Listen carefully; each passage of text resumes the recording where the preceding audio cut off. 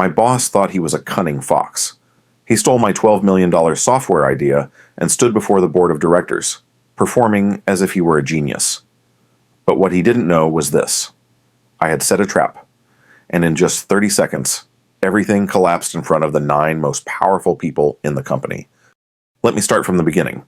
My name is Colby Hart, and at 39, I've spent the better part of my career as a senior systems architect at Corivia Dynamics, a major tech company headquartered in Seattle, Washington. The Pacific Northwest rain had been my constant companion through countless late nights in the office, debugging code and architecting solutions that most people would never see or understand. I was known around the office as the quiet one who creates big things, not flashy, not loud, but the brain behind many of our breakthrough solutions. The irony wasn't lost on me that in a city famous for its tech giants, I worked for a company that most people had never heard of. Corivia Dynamics operated in the shadows of Amazon and Microsoft, but we were no small player. We specialized in enterprise software solutions, the kind of complex systems that kept supply chains running smoothly for Fortune 500 companies. It was unglamorous work, but it paid well, and more importantly, it challenged me in ways that kept me engaged. My direct supervisor was Landon Price, a 50-year-old man who had mastered the art of corporate theater. Landon was the kind of manager who could turn a 5-minute update into a 45-minute presentation, complete with buzzwords and management speak that made simple concepts sound revolutionary. He had this way of translating employee efforts into personal credibility, a talent that had served him well in climbing the corporate ladder, even if it left a trail of unacknowledged contributors in his wake. Landon's office was a shrine to his supposed achievements. Awards lined the walls, each one representing work that had been done by people who reported to him.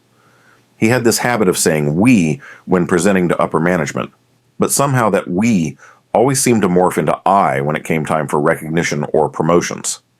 Still, I had learned to work within this system. I kept my head down, did excellent work, and told myself that the work itself was reward enough. That philosophy was about to be tested in ways I never imagined. It started in January, during one of Seattle's particularly dreary months when the sun seemed like a mythical concept. I had been wrestling with a problem that had been bothering me for months: supply chain optimization. Our clients were constantly struggling with inventory management, demand forecasting, and logistics coordination. The existing solutions were either too simplistic or impossibly complex, with nothing that could adapt to real-time changes in market conditions. I spent my evenings and weekends researching machine learning algorithms, studying supply chain theories, and experimenting with different approaches. My apartment became a second office, with whiteboards covering every available wall space, covered in equations, flowcharts, and diagrams that probably looked like the work of a madman to anyone else. The breakthrough came on a particularly cold February morning. I was sipping my 3rd cup of coffee, staring at a particularly stubborn piece of code, when it hit me. Instead of trying to predict supply chain disruptions, what if we could create a system that learned and adapted in real time? A neural network that could process thousands of variables simultaneously: weather patterns, political events, economic indicators, social media sentiment, even satellite imagery of traffic patterns, and automatically adjust supply chain parameters accordingly. The concept was elegant in its complexity. Traditional supply chain management was reactive, responding to problems after they occurred. My system would be predictive and adaptive, identifying potential disruptions before they happened and automatically implementing countermeasures. It would be like having a chess grandmaster who could see 50 moves ahead, but instead of chess pieces, they were moving inventory, rerouting shipments, and optimizing distribution networks. I threw myself into the project with an intensity that surprised even me. I worked 18-hour days, surviving on coffee and determination. My social life, already minimal, disappeared entirely. Friends stopped calling, knowing I wouldn't answer. My gym membership gathered dust. But the system was coming together piece by piece, line of code by line of code. The artificial intelligence component was the heart of the system.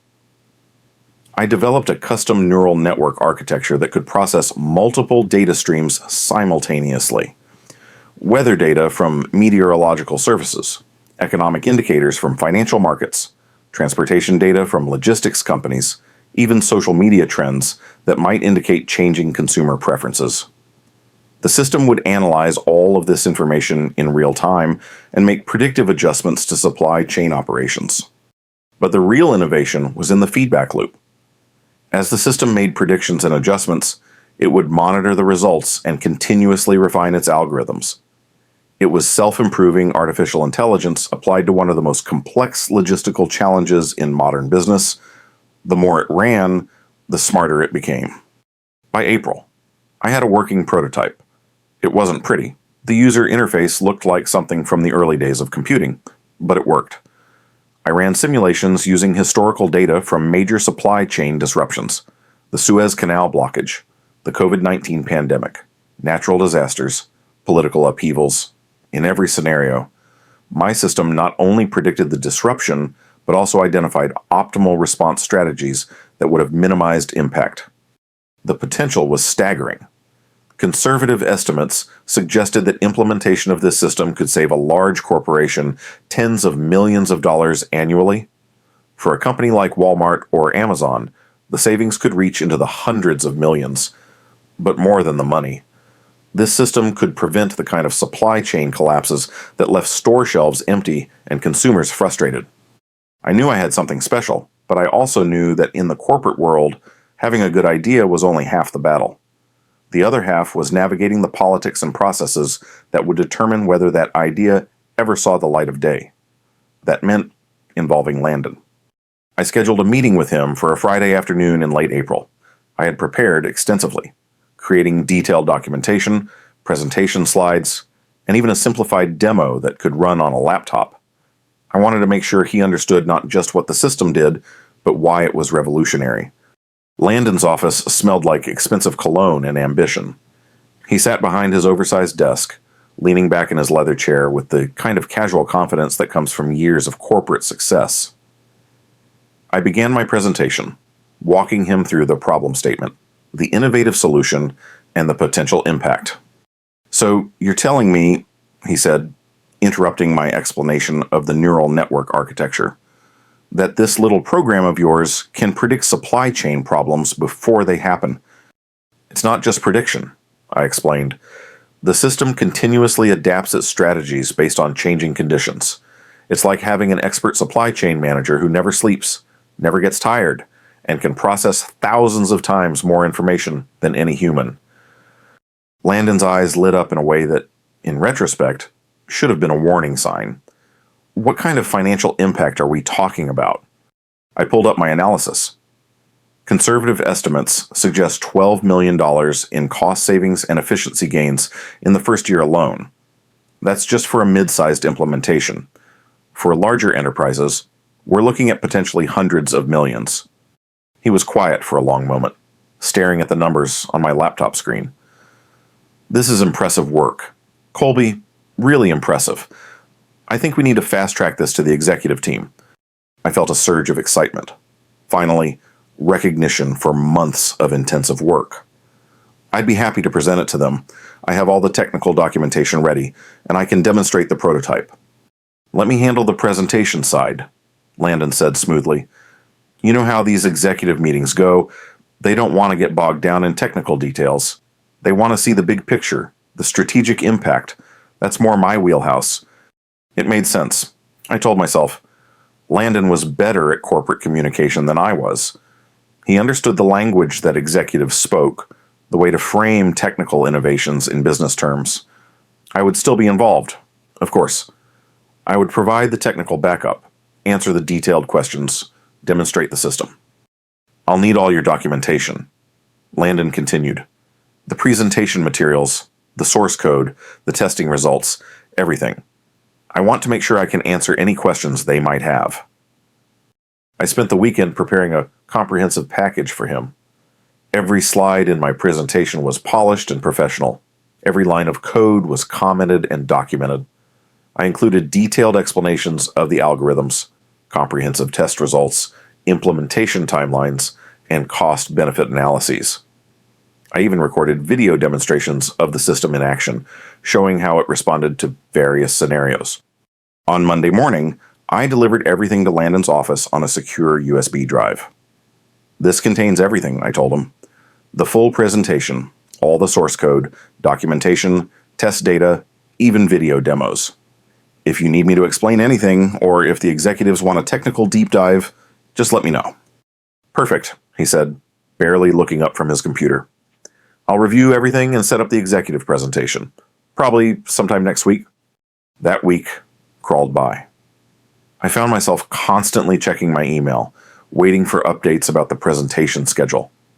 Every time I passed Landon's office, I wondered if he was reviewing my materials, preparing questions, or planning how to present the system to the board. Friday came and went with no word. Then Monday. By Wednesday, I was starting to worry. Had they found flaws in my system? Had the executives rejected the idea? I decided to check in with Landon. Hey, Landon, I said, stopping by his office. Any word on the executive presentation for the supply chain system? He looked up with a slightly annoyed expression, as if I had interrupted something important. Still working on it? These things take time, can't rush the executive team. Of course, I just wanted to make sure you had everything you needed. Happy to answer any questions or provide additional documentation.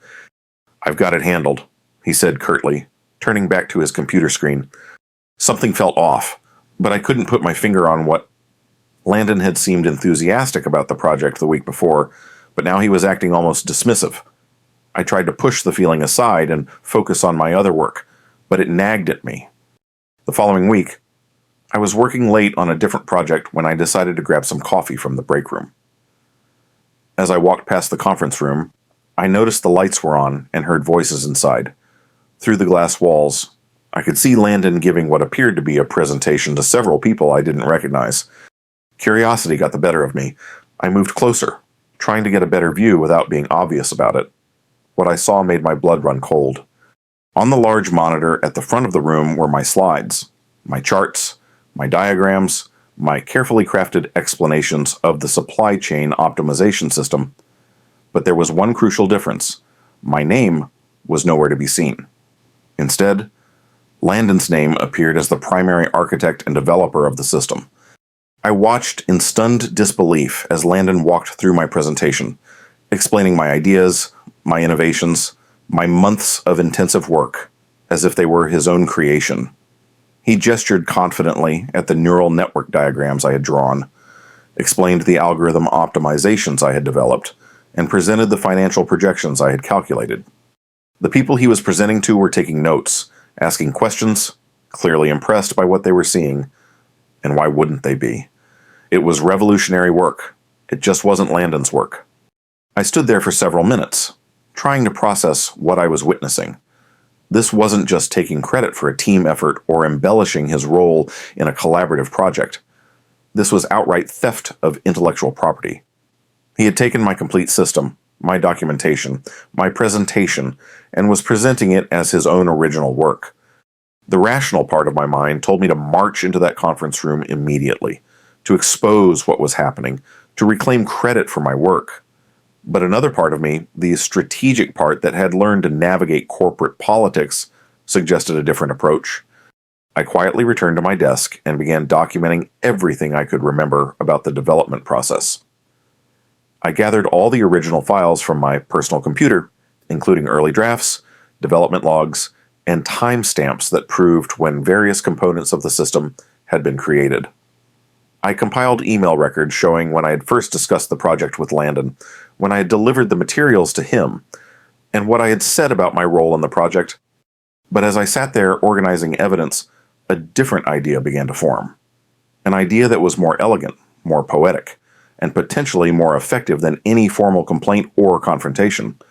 I remembered something from my early days as a programmer, a lesson taught by an old mentor who had worked in software security. The best protection isn't the lock on the front door, he had said. It's the trap that activates when someone tries to pick that lock. Over the next several days, I worked on what I came to think of as my insurance policy. I modified the prototype that I had given to Landon, adding what I called authentication protocols. These were hidden security features embedded deep in the code, invisible to casual inspection but activated under specific circumstances. The system I designed was elegant in its simplicity. If the software was run by someone who didn't have the proper authentication, specifically my personal security key, it would appear to function normally for exactly 30 seconds. Long enough for a presenter to feel confident, to get into the flow of their demonstration, to commit fully to the presentation. But after those 30 seconds, the system would execute what I called the revelation protocol. The screen would go dark, then display a message in large, red letters. Unauthorized launch detected. Original developer not present. Simultaneously, the system would send an automated email to a predetermined list of recipients that I would specify when the time came. This email would contain a comprehensive package of evidence, development logs showing the creation timeline of the system, video recordings of my development process that I had created for documentation purposes, email records showing when I had originally shared the system with Landon, and detailed technical documentation that only the true creator of the system could have produced. But the masterstroke was the final component of the revelation protocol. I programmed the system to generate a brief video presentation, narrated by a synthesized version of my own voice, explaining the key innovations of the system and demonstrating my intimate knowledge of its inner workings. This video would play automatically after the warning message, providing undeniable proof of authorship. The beauty of this approach was that it was completely passive. I didn't have to confront anyone, didn't have to make accusations, didn't have to engage in office politics or he said, she said arguments. The system would speak for itself, providing objective technical proof of what had really happened. I spent a weekend perfecting the authentication protocols, testing them extensively to make sure they would work flawlessly when activated. I created multiple backup systems and redundant triggers, ensuring that the revelation would occur no matter what kind of computer or network environment the system was running on. On Monday morning, I discreetly replaced the version of the prototype that I had given to Landon with my modified version. I used the same file names, the same directory structure, the same external appearance. To anyone who didn't know what to look for, it would appear identical to the original system. Then I waited. It didn't take long.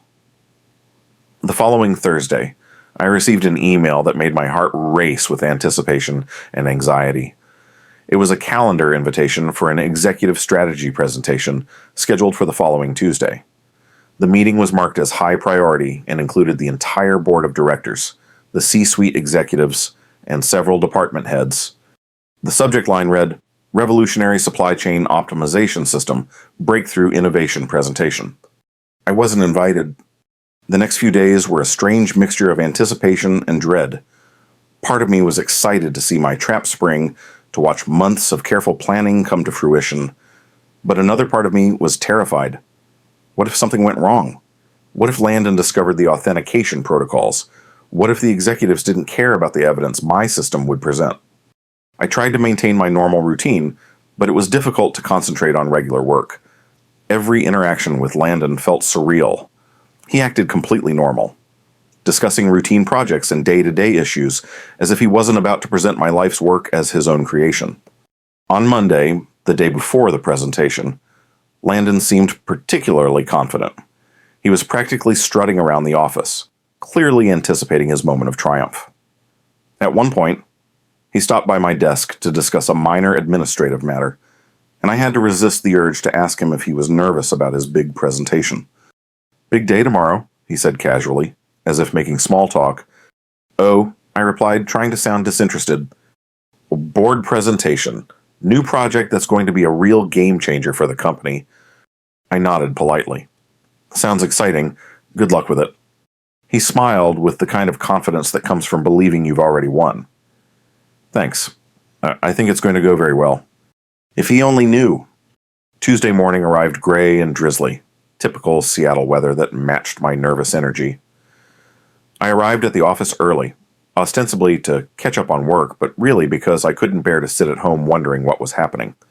The presentation was scheduled for 10 o'clock in the main conference room, the one with the floor-to-ceiling windows overlooking Elliott Bay. I positioned myself at my desk where I could see the conference room without being obvious about it. At 9:45, I watched as the executives began filing in. CEO Margaret Chen, dressed in her signature navy blue suit, carrying the leather portfolio that never left her side. CFO Robert Kim, looking serious and analytical as always. The entire board of directors, 9 of the most powerful people in the company, gathering to hear about a revolutionary breakthrough that would transform our business. At exactly 10 o'clock, Landon entered the conference room. He was carrying a laptop and a small projector, the same equipment I had used to demonstrate the system to him weeks earlier. He looked confident, relaxed, ready to claim credit for months of intensive work that he had never done. I watched as he set up his presentation equipment, connecting the laptop to the large monitor at the front of the room. The executives settled into their chairs, notebooks and tablets ready, clearly expecting something significant. Landon began his presentation with the same slides I had created, explaining the challenges of modern supply chain management, the limitations of existing solutions, and the revolutionary potential of artificial intelligence applied to logistics optimization. He spoke with the kind of casual authority that came naturally to him, gesturing confidently as he walked through concepts that I had spent months developing. The executives were clearly engaged. I could see them taking notes, leaning forward in their chairs, asking occasional questions that Landon answered with smooth confidence. For a moment, I almost admired his performance. He really did understand the system well enough to present it convincingly. But then came the moment I had been waiting for. "Now," Landon said, advancing to the final slide of his presentation. "Let me show you the system in action." He clicked on the application icon, and my prototype began to load. The executives leaned forward expectantly, clearly eager to see this revolutionary system demonstrate its capabilities. The system initialized normally, displaying the clean professional interface I had designed. Landon began walking through a demonstration scenario, showing how the system would respond to a simulated supply chain disruption. Everything appeared to be working perfectly. 10 seconds, 20 seconds, 25 seconds. I found myself holding my breath, counting down the final moments before my trap would spring. 30 seconds. The screen went completely black. For a moment, there was confused silence in the conference room. Landon tapped frantically on the keyboard, probably thinking the system had crashed or frozen. The executives looked puzzled, waiting to see what would happen next. Then, in large red letters across the black screen, my message appeared. "Unauthorized launch detected. Original developer not present." The silence in the conference room was deafening. I could see Landon's face through the glass wall, and the confidence that had carried him through the presentation was evaporating in real time. He looked like a man who had just realized he was standing on quicksand. But the revelation protocol was just getting started. The warning message faded, replaced by an automated email notification that appeared on the screen. "Sending authentication failure report to designated recipients," it announced, followed by a list of email addresses that included every person currently sitting in that conference room. Almost simultaneously, I could see several executives checking their phones and tablets as the evidence package began arriving in their inboxes. Development logs, source code repositories, video documentation, email records, everything needed to establish the true authorship of the system was being delivered automatically. But the masterstroke was yet to come. The screen cleared again, and a video began to play. It was the automated presentation I had created, featuring a synthesized version of my voice explaining the key innovations of the supply chain optimization system. The video walked through the neural network architecture, the real-time adaptation algorithms, and the predictive modeling techniques that made the system revolutionary. But more than just technical explanation, the video demonstrated intimate knowledge of the system's development process. It referenced specific challenges I had encountered during development, explained design decisions that weren't documented anywhere else, and demonstrated familiarity with the code base that could only come from having written it personally. As the video played, I watched the faces of the executives transform from confusion to understanding to anger. CEO Margaret Chen's expression grew particularly stern as she realized what she was witnessing. CFO Robert Kim was taking furious notes, probably already calculating the potential legal and financial implications of what had just been exposed. Landon stood frozen at the front of the room, still holding the presentation remote, looking like a deer caught in headlights. The confident corporate performer had been replaced by a man who clearly understood that his career was about to end. The video concluded with a final statement. This system represents 5 months of intensive development work by Colby Hart, senior systems architect. All technical innovations, algorithm development, and implementation strategies were created independently without management input or collaboration. This authentication protocol was implemented to protect intellectual property rights and ensure proper attribution of creative work. The conference room fell silent again as the video ended and the screen returned to the normal system interface, which continued to function normally now that the authentication protocol had completed its revelation sequence. CEO Chen was the first to speak, and her voice cut through the silence with surgical precision. "Mr. Price," she said, not bothering to disguise her anger, "I think we need to have a conversation. Everyone else, please clear the room. Now." The other executives filed out quickly, most of them avoiding eye contact with Landon as they passed. I could see them gathering in small groups in the hallway outside, clearly discussing what they had just witnessed. Through the glass wall, I could see Margaret Chen standing across the conference table from Landon, speaking in the kind of measured, controlled tone that executives use when they're furious but maintaining professional composure. I couldn't hear the words, but Landon's body language told the entire story. His shoulders had slumped, his confident posture had evaporated, and he was staring down at the table rather than meeting the CEO's eyes. The conversation lasted about 10 minutes. When it ended, Landon gathered his materials and left the conference room, walking past my desk without making eye contact. His face was pale, and his usual swagger had been replaced by the defeated shuffle of a man who knew his world had just collapsed. 20 minutes later, my phone rang. "Colby, this is Margaret Chen. Could you please come to the main conference room? We need to discuss the system you've developed." My heart was pounding as I walked down the hallway. The conference room that had been the scene of Landon's downfall now contained just the CEO and CTO, David Park, both of whom looked serious, but not hostile. "Please, sit down," Margaret said, gesturing to a chair across from them. "First, let me apologize on behalf of the company for what just happened. What Mr. Price did was completely unacceptable, and we take intellectual property theft very seriously." I nodded, not sure how to respond.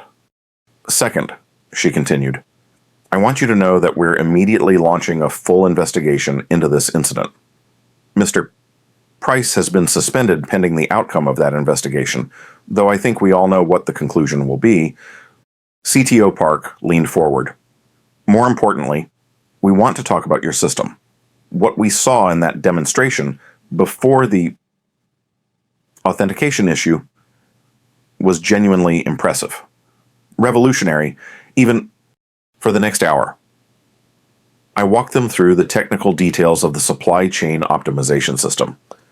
Unlike Landon's high-level presentation, this was a deep technical discussion where I could explain the innovations, the challenges I had overcome, and the potential applications of the technology. Both executives were clearly impressed, asking detailed questions that demonstrated their understanding of the system's potential. Margaret Chen, despite her MBA background, had a surprisingly good grasp of the technical concepts. David Park, with his engineering background, dove deep into the algorithm architecture and implementation details.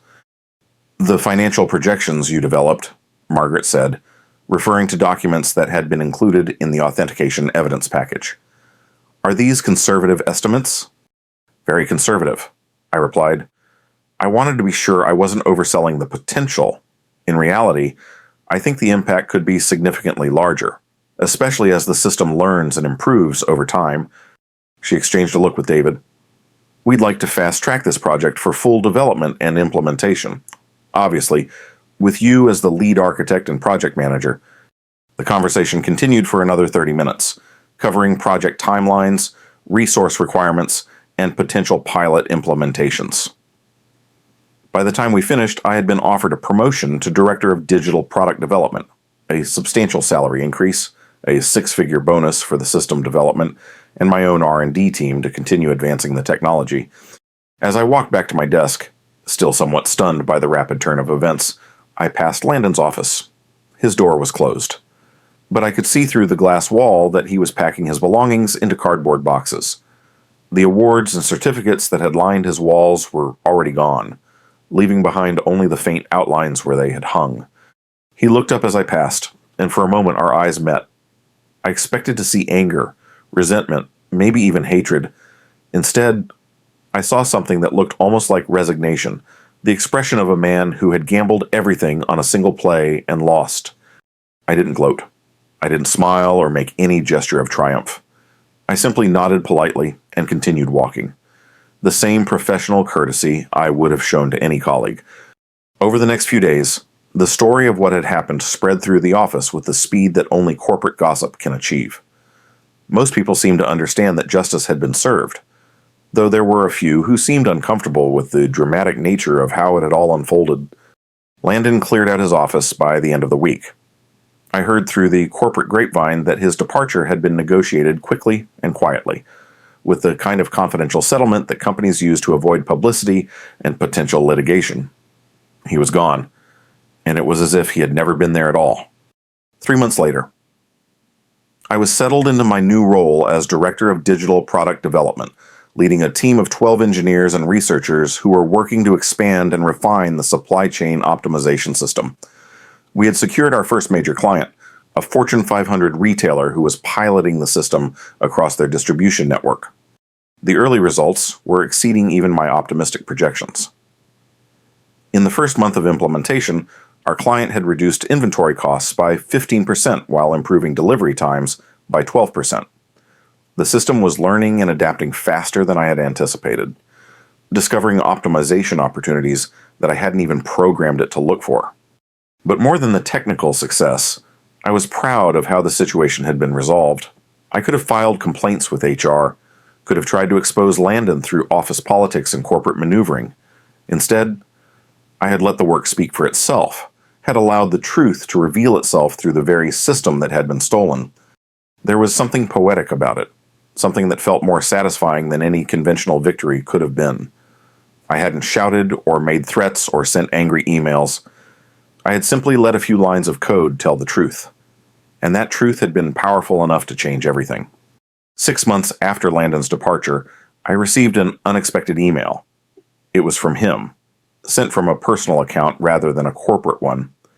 The subject line was simple: acknowledgement. The message was brief.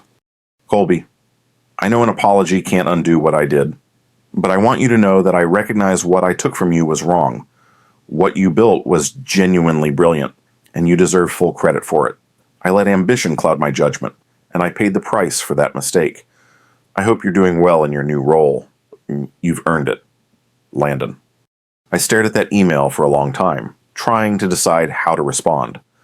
Part of me appreciated the acknowledgement, the recognition that what he had done was wrong, but another part of me wondered if this was just another performance, another attempt to manage perceptions and control narratives. In the end, I decided not to respond at all. The chapter was closed.